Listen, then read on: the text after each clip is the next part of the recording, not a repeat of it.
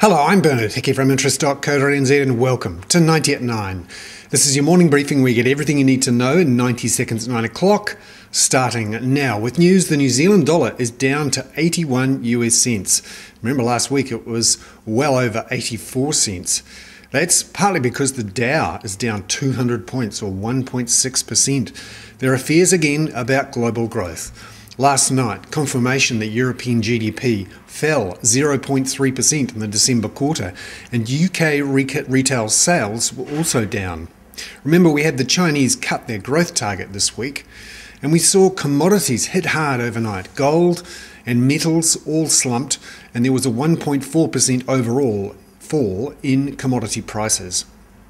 We saw the biggest loss this year in commodity prices, and that was reflected in Fonterra's milk powder auction overnight. Prices fell 0.9% in US dollar terms.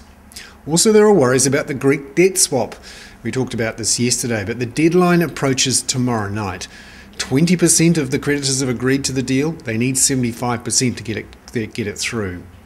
Also, US 10-year Treasury bond yields fell by the most in 3 weeks overnight, and we're seeing swaps rates on our wholesale markets for interest rates not rising that much, which calls into question those who said now's the time to fix.